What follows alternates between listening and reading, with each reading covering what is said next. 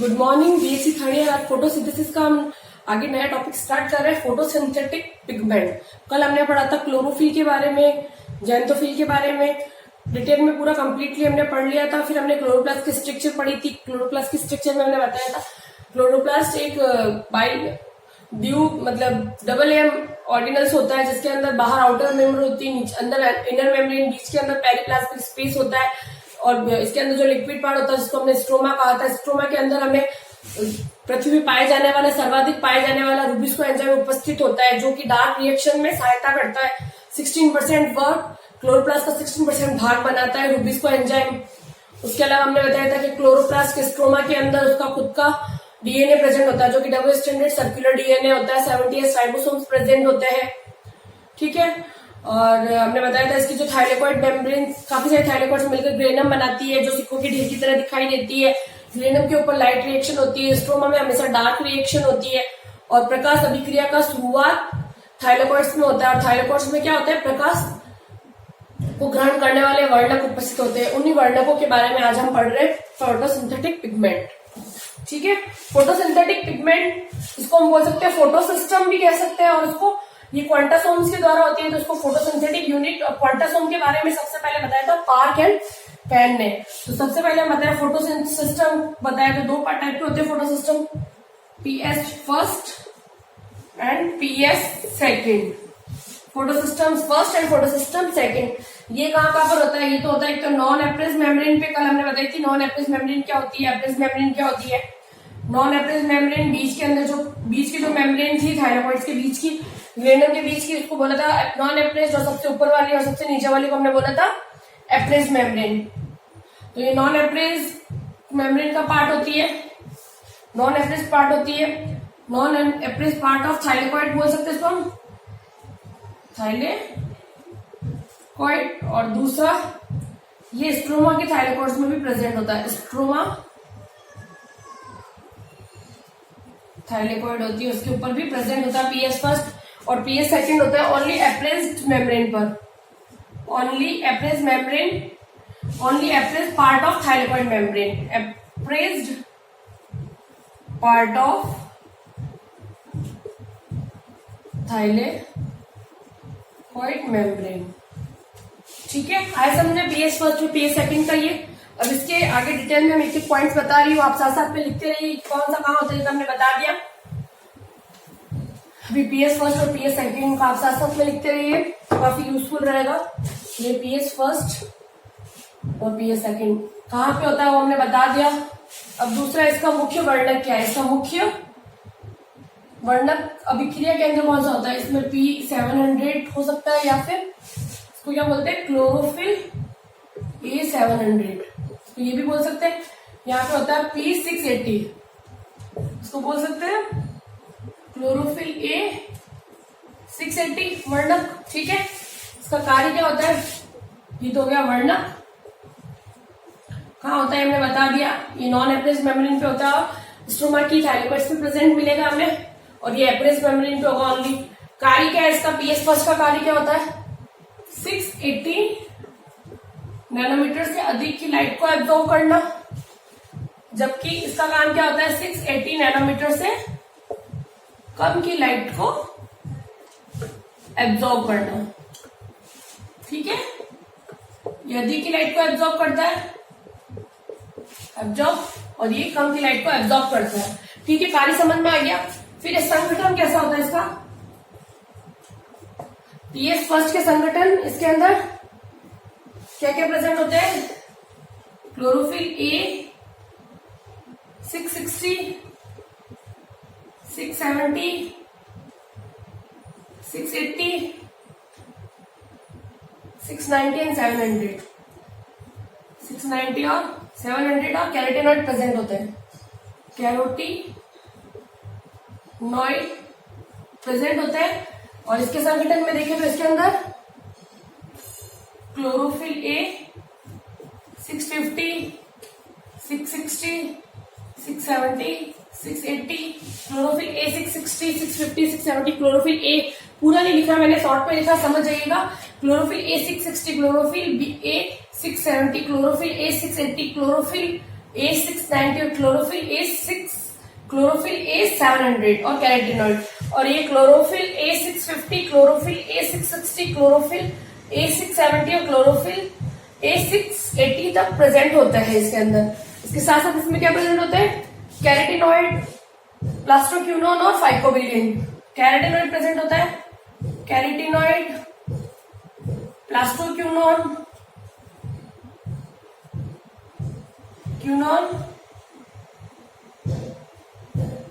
Plastoquinone,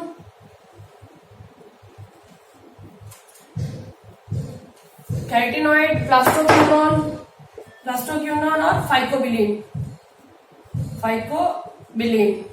ठीक है, आए समझ में, ये सब इसके संगठन में होते हैं। कैरोटीनॉइड और इसके अंदर से कैरोटीनॉइड, इसके अंदर कैरोटीनिन, प्लास्टोक्यूनोन और फाइकोबिलिन भी प्रेजेंट होता है। फोटोफॉस्फोरेगुलेशन, इसके अंदर कौन सा फोटोफॉस्फोरेगुलेशन होता है, फोटोफॉस्फोरेगुलेशन। इसके अंदर साइक्लिक एंड नॉन साइक्लिक दोनों होता है, साइक्लिक एंड नॉन साइक्लिक दोनों फोटोफॉस्फोराइलेशन होता है, दोनों प्रेजेंट होते हैं। जबकि इसके अंदर केवल नॉन साइक्लिक फोटोफॉस्फोराइलेशन होता है, नॉन साइक्लिक फोटोफॉस्फोराइलेशन होता है। इसके अंदर साइक्लिक और चक्रिक दोनों फोटोफॉस्फोराइलेशन होते हैं, जबकि पीएस साइकिल में केवल नॉन साइक्लिक फोटोफॉस्फोराइलेशन होगा। ठीक है, और कौन सा किससे इनहिबिट होता है,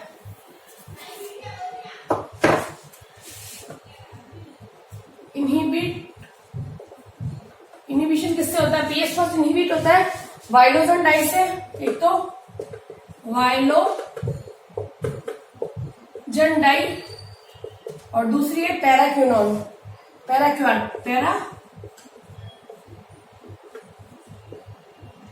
पैराक्वेट, और पीएस सेकंड होता है DCMU, CMU, आर्टिजिन, ब्रोमोसिल, आइसोसिल, पेन। ठीक है, जो पीएस फर्स्ट होता है वो किससे इनहिबिट होता है, वाइलोजन डाई से और पैराक्वाइट से। जबकि जो पीएस सेकंड होता है वो DCMU, CMU, एटाजिन, ब्रोमोसिल, आइसोसिल और पेन से। DCMU का पूरा नाम है, इसको बोलते हैं डायोरो, और CMU को बोलते हैं मोनोयूरोन। इसको बोलते हैं डायूरोन और इसको बोलते हैं मोनोयूरोन।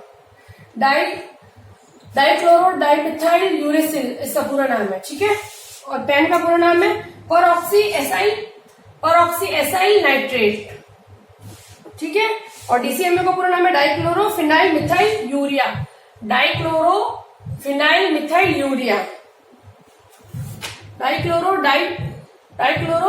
डाइमिथाइल यूरिया इसका पूरा नाम है। अब है इसका स्ट्रक्चर ऑफ पिगमेंट सिस्टम की स्ट्रक्चर कैसी होती है, स्ट्रक्चर ऑफ पिगमेंट सिस्टम।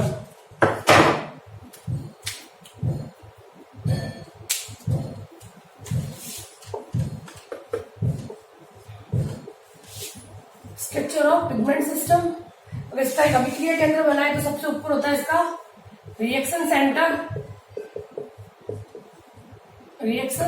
होता है। ठीक है, स्ट्रक्चर बना दीजिए, साथ साथ में पता चल जाएगा। इसको बोलते हैं मेन पिगमेंट या मुख्य वर्णक।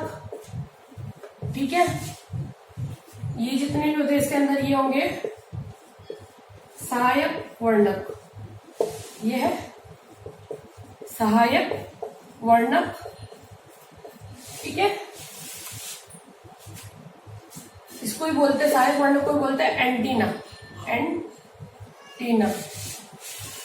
ठीक है, ये होती है इसकी एक स्ट्रक्चर। पीएस फोटो सिस्टम की स्ट्रक्चर अगर बनाए तो ऊपर रिएक्शन सेंटर होता है, ये सहायक वर्णक होते हैं, इन्हीं को एंटीना बोलते हैं। यहाँ से मुख्य वर्णक तक जो मेन सेंटर होता है वहां तक लाइट को पहुंचाया जाता है। जैसे यहाँ से कोई सनलाइट आ रही है तो वो यहाँ से होती हुई यहाँ तक जाएगी, पहले ये एंटीना को एक्टिवेट करेगी, एंटीना से ये मुख्य वर्णक तक जाएगी। और मुख्य वर्णक क्या हो सकते हैं, पीएस फर्स्ट और पीएस सेकंड। ठीक है, अब mechanism of photo system. Photo system का क्या मैकेनिज्म है?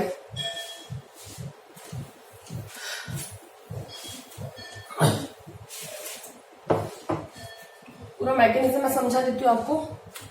Mechanism of photo system, mechanism of photo system, इसका रे डायग्राम बना रही हूँ, साथ साथ में बनाते रहिए, काफी इंपॉर्टेंट है। जैसे कोई लाइट एनर्जी आई, लाइट एनर्जी, और लाइट एनर्जी किस फॉर्म में होती है? विद्युत चुंबकीय तरंगों के फॉर्म में। इसको लिख सकते हैं हम विद्युत चुंबकीय तरंगे, ठीक है। जिससे क्या होगा, फोटो सिस्टम एक्टिवेट हुआ। फोटो सिस्टम एक्टिवेट होने के बाद इससे क्या गया, जल का प्रकाशित, वाटर का फोटोलाइसिस, जल का फोटोलाइसिस, प्रकाशिक अपघटन, अपघटन। इसके बाद में क्या होगा, फिर इलेक्ट्रॉन निकलेंगे। इलेक्ट्रॉन कौन करेगा? विभिन्न ग्राही को ग्रहण करेंगे इलेक्ट्रॉन, विभिन्न ग्राही, ठीक है, जो कि किस नेचर के होंगे? प्रोटीन नेचर के होंगे। जितने भी रिसेप्टर होंगे वो प्रोटीन नेचर के होते हैं, ठीक है। वहां से इलेक्ट्रॉन कहा जाएगा एडीपीएन एनएडीपीएस2 के पास, एडीपीएन एनएडीपीएस2 का निर्माण करेगा। एनएडीपीएन इसका निर्माण होगा तो उससे आगे क्या बनेगा? कार्बन डाइऑक्साइड का अपचयन। कार्बन डाइऑक्साइड का अपचयन होने से क्या होगा? सुगर का फॉर्मेशन।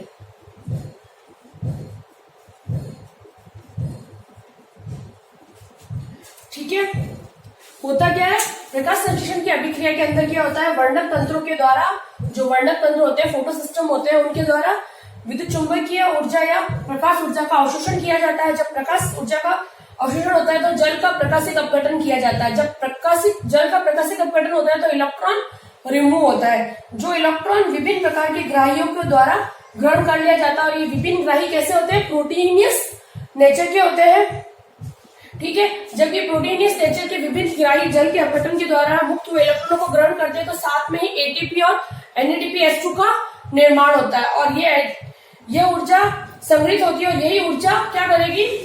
इस ऊर्जा का निर्माण होगा और ये ऊर्जा संग्रहित होगी और यही ऊर्जा क्या करेगी? कार्बन डाइऑक्साइड का अपचयन करेगी। और जब कार्बन डाइऑक्साइड का अपचयन होता है तो उसके फलस्वरूप बनता है सुगर का मॉलिक्यूल।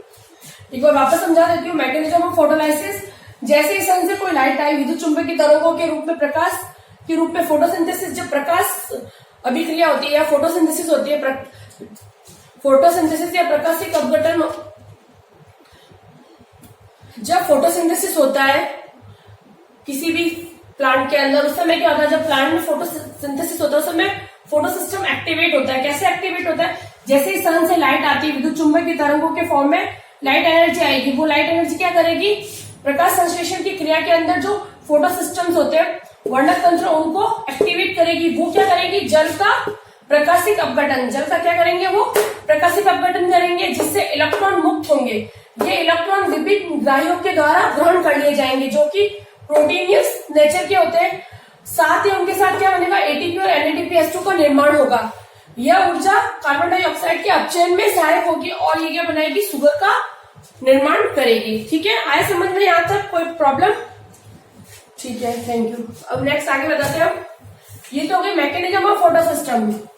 भाई ये प्रकाश, हम तो फोटोसिंथेसिस प्रकाश संश्लेषण पढ़ रहे हैं। अभी प्रकाश संश्लेषण की क्रियाविधि मुख्यतः दो भाग है। प्रकाश संश्लेषण में अभी मैकेनिज्म जब पढ़ते हैं उसमें दो भाग है। प्रकाश संश्लेषण में दो भाग है मुख्यतः। एक तो होती है लाइट रिएक्शन होती है प्रकाश संश्लेषण के अंदर, और एक होती है डार्क रिएक्शन। और अभी कुछ याद आ रहा है डार्क रिएक्शन, लाइट रिएक्शन के बारे में जो मैंने कल बताया था? लाइट रिएक्शन कहाँ होती है? लाइट रिएक्शन होती है हमेशा थाइलेकॉइड मेम्ब्रेन के ऊपर, और ये कहाँ होती है? स्ट्रोमा के ऊपर। स्ट्रोमा में होती है जो लिक्विड पार्ट होता है, ये कहाँ होती है? थाइलेकॉइड मेम्ब्रेन के ऊपर, थाइलेकॉइड मेम्ब्रेन पर या ग्रेना के ऊपर। ठीक है, आया समझ में यहाँ तक? अब होता क्या है किसमें? लाइट रिएक्शन में क्या होता है? एक एक पॉइंट हम लिखते हैं। लाइट रिएक्शन के अंदर क्या होता है? सौर ऊर्जा का स्थानांतरण। क्या होगा लाइट रिएक्शन में? सौर ऊर्जा का स्थानांतरण होगा। ठीक है। दूसरा फोटोफॉस्फोराइलेशन होगा, फोटोफॉस्फोराइलेशन होगा। तीसरा एटीपी का निर्माण होगा कीमोऑस्मोटिक थ्योरी के थ्रू। एटीपी निर्माण की कीमोऑस्मोटिक थ्योरी यहां बात करेगी। एटीपी निर्माण कीमोऑस्मोटिक थ्योरी के द्वारा, कीमोऑस्मोटिक थ्योरी। ठीक है। और डार्क रिएक्शन के अंदर कौन कौन से होते हैं? डार्क रिएक्शन के अंदर C3 साइकिल में होगा, C4 साइकिल और कैम साइकिल, ये सब का होगी डार्क रिएक्शंस के अंदर। ठीक है। अब एक हम डिटेल से पढ़ेंगे। लाइट रिएक्शन क्या होती है, डार्क रिएक्शन क्या होती है।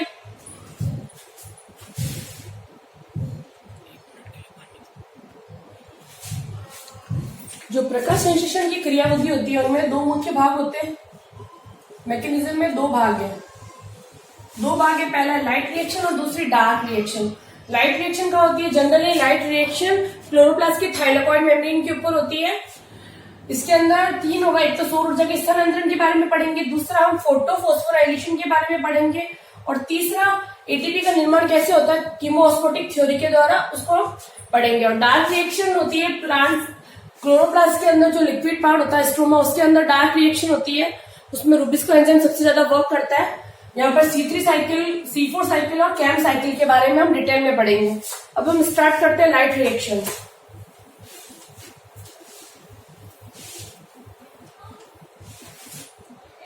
फर्स्ट हम स्टार्ट कर रहे हैं लाइट रिएक्शन। लाइट रिएक्शन के अंदर क्या होता है? क्लोरोप्लास्ट की ग्रेना में होती है, ग्रेना में होगी। क्लोरोप्लास्ट का जो ग्रेना होता है उस ग्रेना पार्ट के अंदर हमें लाइट रिएक्शन मिलेगी। इसके अंदर हम फर्स्ट इसका पढ़ रहे हैं। फर्स्ट है इसका सौर ऊर्जा का स्थानांतरण। इसका फर्स्ट पॉइंट सौर ऊर्जा का स्थानांतरण। किस तरह से सौर ऊर्जा का स्थानांतरण होता है उसके बारे में हम डिटेल में पढ़ते हैं। ठीक है। सौर ऊर्जा का स्थानांतरण कैसे होता है ये पढ़ते हैं हम डिटेल में।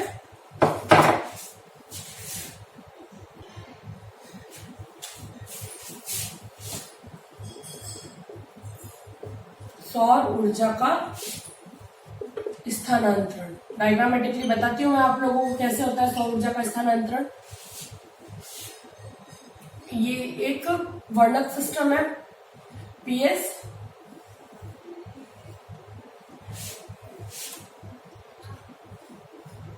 अभिक्रिया केंद्र होता है ये सहायक,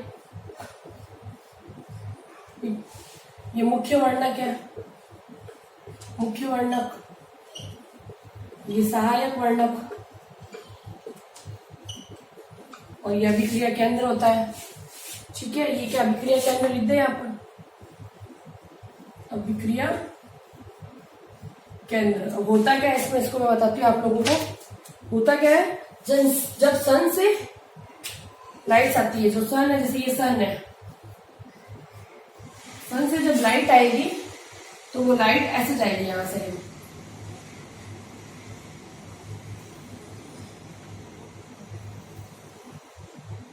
ठीक है। जब ये लाइट जाती है तो यहां से इलेक्ट्रॉन रिमूव होता है पिगमेंट सिस्टम से, जो हमने अभी बताया था। पिगमेंट सिस्टम में, फोटो सिस्टम में कैसे इलेक्ट्रॉन रिमूव हो रहे थे, फिर वो इलेक्ट्रॉन जल का प्रकाशीय गठन कर रहे थे।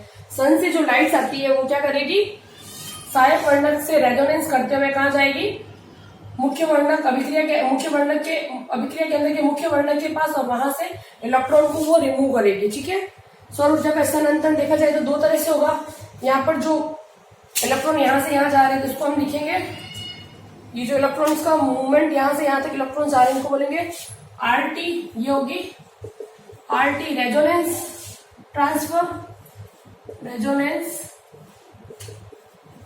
Transfer RT। और जो इलेक्ट्रॉन्स और जो यहां से जो यहां तक आ रहा है उसको बोलेंगे IR इंड्यूस रेजोनेंस।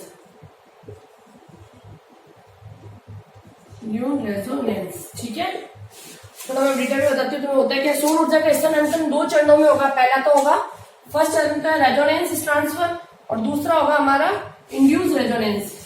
फर्स्ट जो है रेजोनेंस ट्रांसफर, या इसको हम बोलते हैं अनुनाद स्थानांतरण भी कहा जाता है रेजोनेंस ट्रांसफर को। इसके अंदर क्या होता है, एंटीना के द्वारा जो ये सहायक वर्णक होते हैं जिनको एंटीना बोलते हैं, सहायक वर्णकों के द्वारा सौर ऊर्जा को अवशोषित करके अवशोषित करना क्या कहलाता है, आरटी। एंटीना के द्वारा सौर ऊर्जा को अवशोषित करना, ये जो सहायक वर्णक होते हैं जिनको एंटीना कहते हैं, सहायक वर्णकों के द्वारा सौर ऊर्जा को ग्रहण करना, अवशोषित करना, आरटी या रेजोनेंस ट्रांसफर कहलाता है।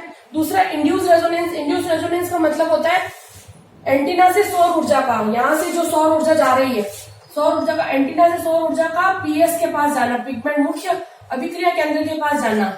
यानी कि यहां से अगर यहाँ जा रहा है, मुख्य वर्णक के पास जा रहा है, शायद एंटीना से सौर ऊर्जा का मुख्य वर्णक तक जाना क्या कहलाता है, आईआर। ये क्या कहलाएगा, आईआर। और सनलाइट का सहायक वर्णक तक जाना, यहाँ पे मान लो ये सनलाइट है, सनलाइट का सहायक वर्णक या ये कहलाएगा हमारा आरडी। सनलाइट का सहायक वर्णक एंटीना तक जाना आरटी कहलाता है रेजोनेंस ट्रांसफर। और सहायक वर्णक से सनलाइट का मुख्य वर्णक के पास जाना कहलाता है इंड्यूस रेजोनेंस। ठीक है, इंड्यूस रेजोनेंस के द्वारा सौर ऊर्जा के अभिक्रिया केंद्र द्वारा अवशोषित कर लिया जाता है। जब इंड्यूस रेजोनेंस के थ्रू इंड्यूस रेजोनेंस के थ्रू सौर ऊर्जा को जब मुख्य, हम बता रहे हैं कि जो एंटीना के द्वारा मुख्य वर्णक जो अभिक्रिया केंद्र है वहां तक, या एंटीना से मुख्य वर्णक तक जब सौर ऊर्जा चली जाती है, तो वो जाने के बाद क्या करेगी, अभिक्रिया केंद्र को एक्टिवेट करेगी, और एक्टिवेट करने से इलेक्ट्रॉन मुक्त होंगे। और ये इलेक्ट्रॉन जो उत्सर्जन होता है, इस इलेक्ट्रॉन उत्सर्जित अवस्था में रहेगा, हमेशा उत्तेजित अवस्था में रहेगा। ये इलेक्ट्रॉन आगे जाके जल का अपघटन करवाता है। ठीक है, आए समझ में।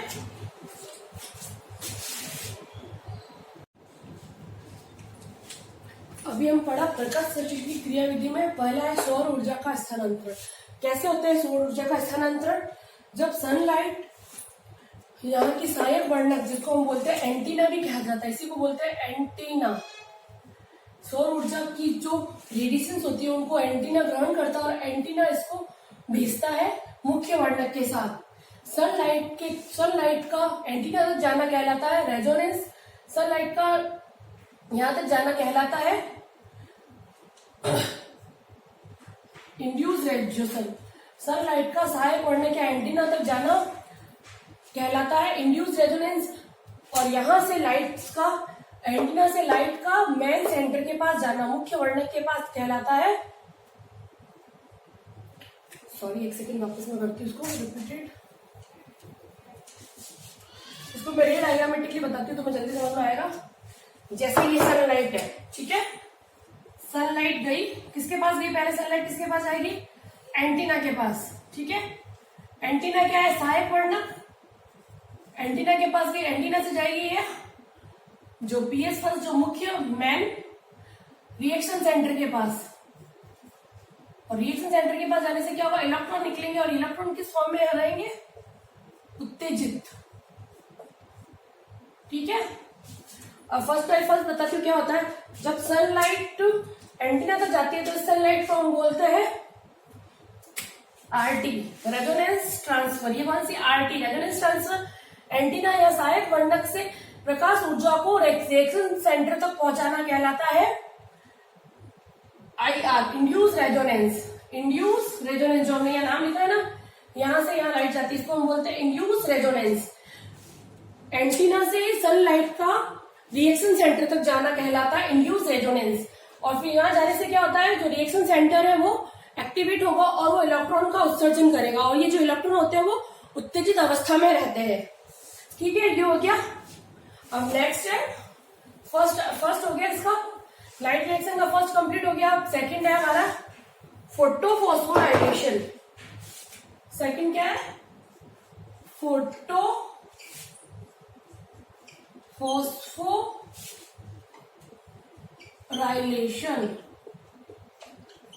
सेकेंड, फोटोफॉस्फोराइलेशन प्रकाश की उपस्थिति में एटीपी बनने की प्रक्रिया क्या कहलाती है? जब एटीपी से फोटोफॉस्फोराइलेशन मतलब एटीपी से एडीपी से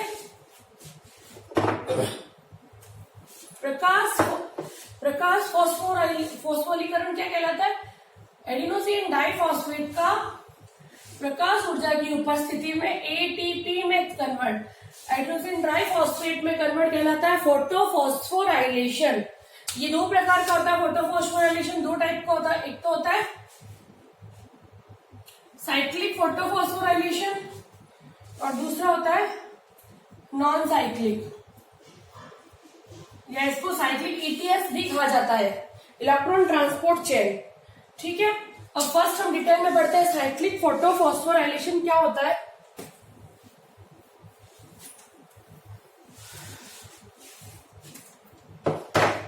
फर्स्ट है हमारा साइक्लिक शुरू करते हैं हम। फर्स्ट साइक्लिक फोटोफॉस्फोराइलेशन में क्या होता है? जैसे रिएक्शन सेंटर है पीएस फर्स्ट,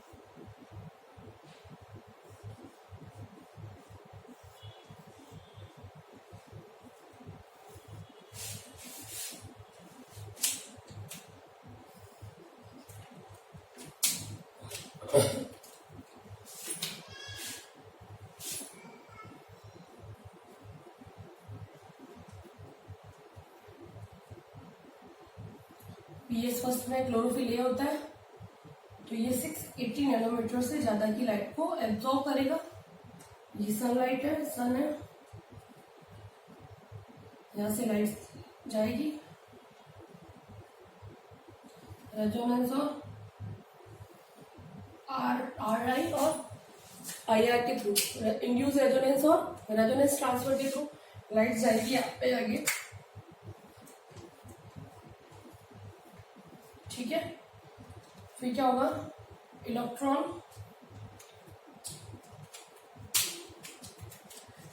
यहाँ से उत्तेजित इलेक्ट्रॉन हो रहा था, जो हमने फर्स्ट में हमने सौर ऊर्जा का इस अंदर में इलेक्ट्रॉन उत्तेजित हो रहा है, इलेक्ट्रॉन उत्तेजित हुआ, इलेक्ट्रॉन गया एफआरएस के पास, एफआरएस फेरोडॉक्सिन रिडक्टेज सब्सटेंस होता है, यहाँ पे जाएगा। फिर यहाँ से इलेक्ट्रॉन जाएगा फेरोडॉक्सिन के पास, ये फेरोडॉक्सिन एफडी है, फेरोडॉक्सिन के पास जाएगा।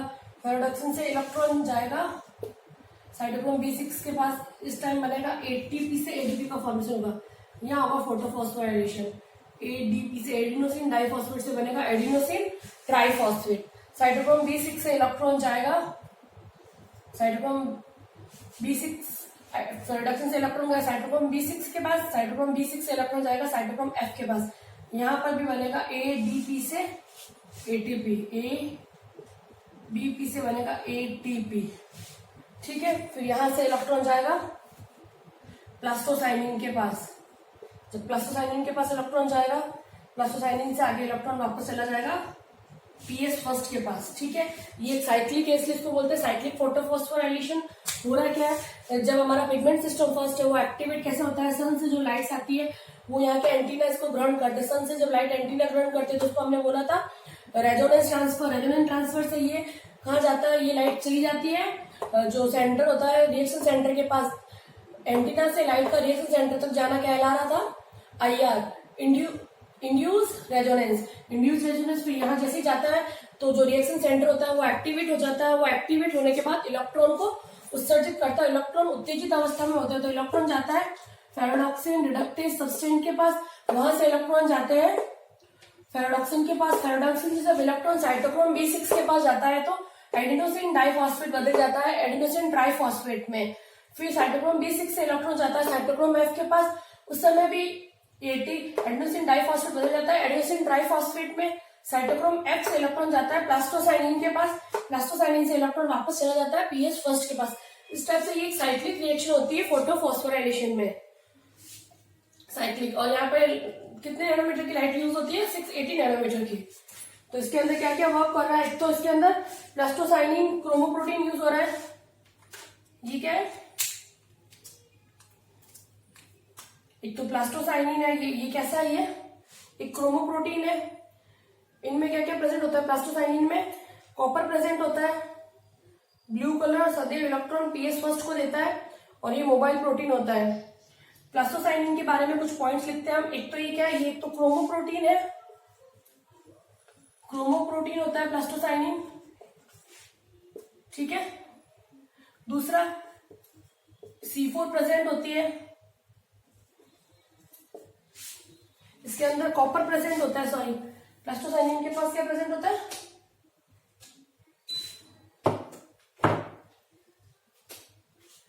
क्रोमोप्रोटीन के पास क्रोमोप्रोटीन होता है। प्लास्टोसाइनिन एक क्या होता है? प्लास्टोसाइनिन एक तो क्रोमोप्रोटीन होता है, इसके पास कॉपर प्रेजेंट होता है और इसके अलावा ये क्या होता है? ये PS first and PS second को जोड़ने का काम भी करता है, इंटरलिंक होता है प्लास्टोसाइनिन। और इसके अलावा ये क्या करता है? इलेक्ट्रॉन हमेशा, इलेक्ट्रॉन किसको देगा? इलेक्ट्रॉन देगा हमेशा पीएस फर्स्ट को। ये देखो, प्लास्टोसाइनिन ने इलेक्ट्रॉन किसको दिया? वापस पीएस फर्स्ट को।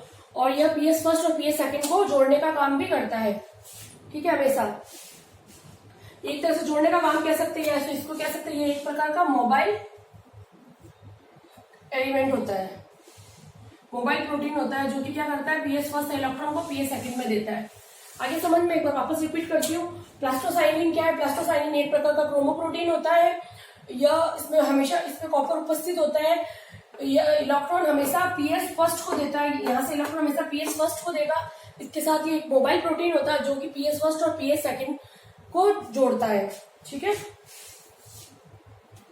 आगे समझ में यहाँ तक? अब second, non cyclic photophosphorylation.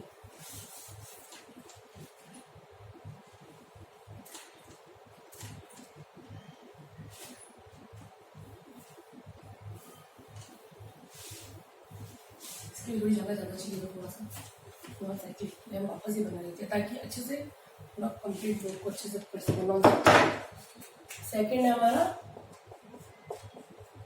Non cyclic. Non cyclic है, नॉन साइक्लिक फोटोफॉस्फोराइलेशन में क्या होता है?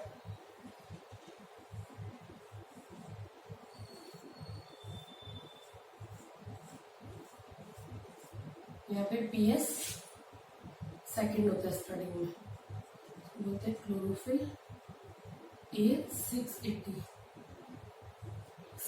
नैनोमीटर से कम की लाइट दी जाती है यहाँ पर, ठीक है। यहाँ से इलेक्ट्रॉन जाता है फियोफाइटिन के पास,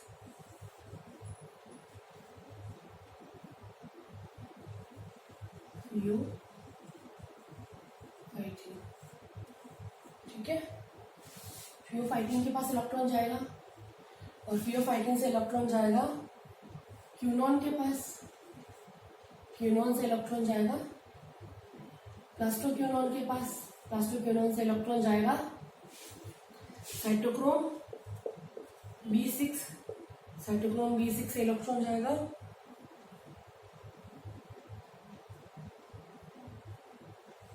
साइटोक्रोम B6 से साइटोक्रोम F के पास, साइटोक्रोम F से इलेक्ट्रॉन जाएगा प्लास्टोसाइनिन के पास, ठीक है।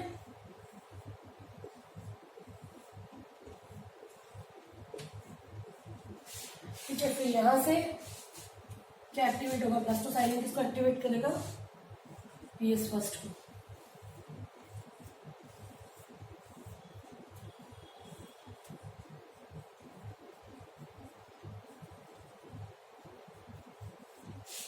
ठीक है, फिर यहां से इलेक्ट्रॉन जाएगा FRS के पास, FRS से इलेक्ट्रॉन जाएगा आगे फेरेडक्सिन के पास और फेरेडक्सिन से इलेक्ट्रॉन जाएगा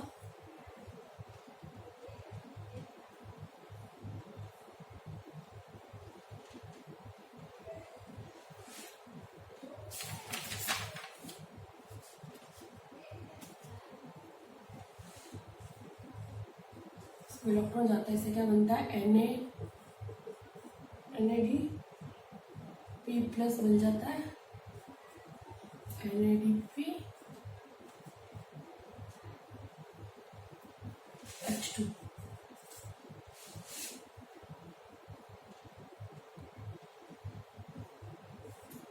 साथ ही साथ यहाँ पर क्या होगा,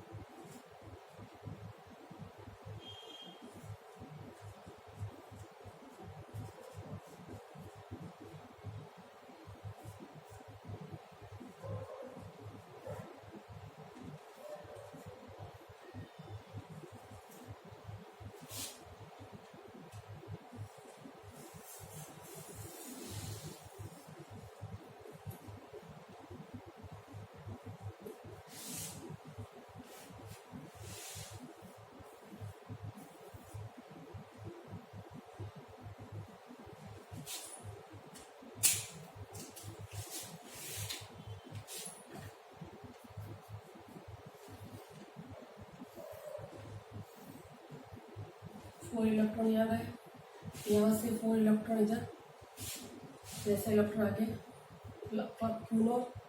क्यूनॉन से +2 क्यूनॉन से आगे इलेक्ट्रॉन वापस ऐसे ट्रांसफर होते गए और ये +2 साइनिन तक चले गए।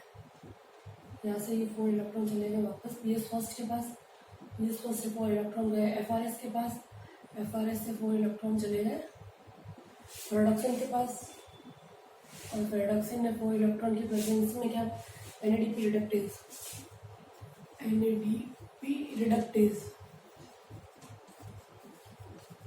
प्रेजेंट में NADP कन्वर्ट हो गया NADP H2 में। ठीक है,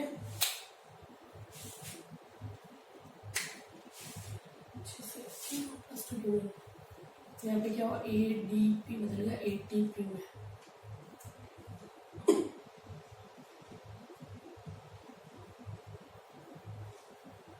इसको ही बोलते हैं हम जेड स्कीम।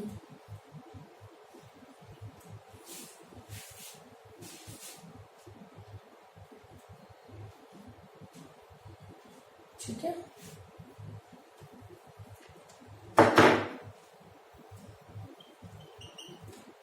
ठीक है, एक बार मैं रिपीट करती हूँ, उसको बताती हूँ पूरा कैसे हुआ है फोटो। इसमें क्या होता है, सनलाइट जब PS सेकंड के पास जाते हैं तो वो एक्टिवेट होता है, उससे 4 इलेक्ट्रॉन निकलते हैं। कैसे निकलते हैं ये हम बताते हैं आपको। होता क्या है यहाँ पर, ये होता है किसके प्रेजेंट में, मैग्नीज आयन और फ्लोराइड के प्रेजेंट में।